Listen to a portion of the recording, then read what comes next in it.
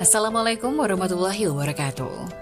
Halo pemirsa dimanapun kalian berada, salam sejahtera untuk kita semua. Semoga kita semua dalam keadaan sehat dan tetap dalam lindungannya. Kali ini saya akan membawakan cerita inspiratif dan menarik yang sayang untuk dilewatkan.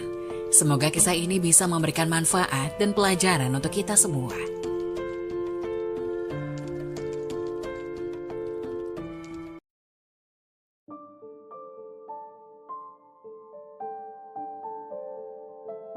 Wajib tahu, inilah orang rajin sholat tapi justru jauh dan mendapat murka dari Allah Subhanahu wa Ta'ala. Seperti apa ciri-cirinya? Sholat adalah tiang agama. Bagi mereka yang beriman, sholat adalah hal wajib yang tidak boleh ditinggalkan dalam keadaan sakit sekalipun. Rajin menjalankan sholat tentu merupakan hal yang sangat baik dan mulia.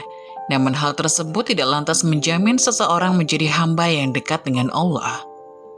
Lalu siapa sajakah orang yang rajin sholat namun justru jauh dari Allah Subhanahu wa Ta'ala, dan seperti apa cirinya? Dalam suatu hadis, Rasulullah Shallallahu Alaihi Wasallam bersabda, sesungguhnya pertama kali yang dihisab ditanya diminta pertanggungjawaban dari segenap amalan seorang hamba di hari kiamat kelak merupakan sholatnya. Bila sholatnya baik maka beruntunglah ia, dan bila mana sholatnya rusak sungguh kerugian menimpanya. Hadis riwayat Tirmizi. Untuk itu sangat penting bagi kita untuk rutin mendirikan sholat, namun untuk mendapatkan ridho dan surganya tidak hanya dengan rajin menjalankan sholat. Hal itu hanya dilakukan dengan penuh kesadaran, tidak sebatas sebagai rutinitas harian, serta harus dibarengi dengan menjaga akhlak, serta hubungan sesama dengan manusia agar tidak menjauhkan diri kita dari Allah. Berikut ini adalah orang yang rajin sholat namun justru jauh dari Allah Subhanahu wa Ta'ala. 1. Orang yang lalai dalam sholat. Pada hari kiamat nanti, ada banyak orang yang membawa sholatnya kepada Allah, kemudian mereka mempersembahkan sholatnya kepada Allah. Lalu sholatnya dilipat-lipat seperti lipatan pakaian yang kumal, kemudian dibantingnya ke wajah mereka. Allah tidak menerima sholatnya, bahkan ada yang celaka dengan sholatnya. Seperti yang terdapat dalam firman Allah dalam surat Al-Ma'un ayat 4-5. Maka celakalah bagi orang-orang yang sholat, yaitu orang-orang yang melalaikan sholatnya. Quran Surat Al-Ma'un ayat 4-5. Rasulullah Shallallahu Alaihi Wasallam pernah bersabda, akan datang pada manusia, umat Muhammad, suatu zaman. Banyak orang yang merasakan dirinya sholat padahal mereka sebenarnya tidak sholat. Hadis riwayat Ahmad. Perintah sholat adalah untuk mengingat Allah Subhanahu wa Ta'ala, dikatakan dalam surat An-Nisa ayat 43, sehingga kamu mengetahui akan apa yang kamu ucapkan. Oleh karena itu dalam mengerjakan sholat tidak boleh lalai. Yang dimaksud lalai adalah tidak mengetahui maksud apa yang dibaca dan apa yang dikerjakan. Apabila kurang memperhatikan syarat rukun dan ketentuan-ketentuan sholat lainnya, maka yang diperoleh hanyalah payah dan letih. Rasulullah Shallallahu Alaihi Wasallam bersabda, berapa banyak orang yang sholat, keuntungan yang diperoleh hanyalah payah dan letih. Hadis riwayat Ibnu Majah. Jadi meskipun dirinya merasa sholat, tapi hakikatnya tidak sholat dan ia tidak akan mendapatkan hikmah Allah Subhanahu wa Ta'ala. Sholatnya pun tidak menambah dekat dengan Allah, tapi justru sebaliknya. Rasulullah menegaskan, barang siapa yang sholatnya tidak dapat mencegah perbuatan keji dan mungkar, maka tidak bertambah baginya kecuali semakin jauh dari Allah. Hadis riwayat Ali Ibnu Ma'bad. Kedua, orang yang suka menggunjing orang lain. Allah Subhanahu wa Ta'ala berfirman, apakah yang memasukkan Anda ke dalam sakor atau neraka? Mereka menjawab, kami dahulu tidak termasuk orang-orang yang mengerjakan sholat dan kita tidak pula memberi makan orang miskin dan merupakan kita membicarakan yang batil bersama dengan orang-orang yang membicarakannya dan merupakan kita mendustakan hari pembalasan hingga datang kepada kita kematian. Mereka tidak bertujuan lagi bagi mereka syafaat dari orang-orang yang membagikan syafaat. Quran Surat Al-Mudatsir ayat 42 hingga 48. Dalam ayat tersebut, salah satu penyebab orang masuk neraka merupakan karena suka membicarakan ketidaklebihbaikan orang lain.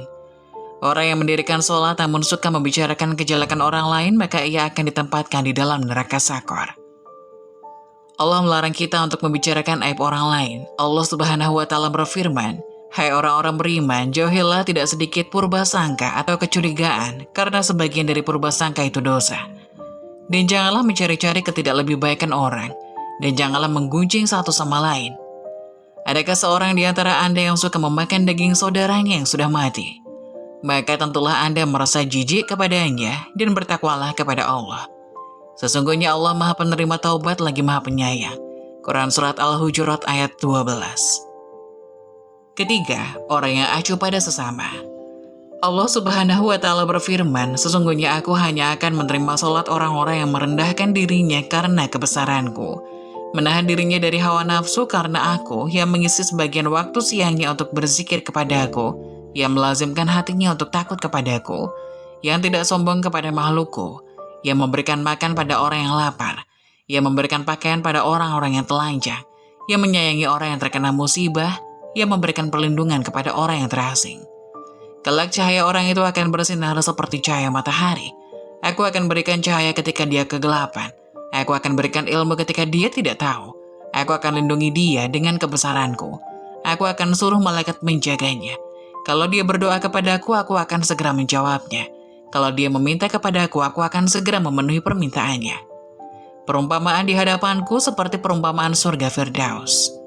Dalam hadis yang lain, Rasulullah SAW menyebutkan bahwa salah satu cara mendekatkan diri kepada Allah ialah bersifat dermawan dan senang membantu orang lain, terutama kepada orang yang sedang kesulitan. Rasulullah SAW bersabda, "Orang yang dermawan dekat dengan Allah, dekat dengan manusia, dan dekat dengan surga. Sedangkan orang yang bakhil atau pelit jauh dari Allah, jauh dari manusia, dan dekat dengan neraka."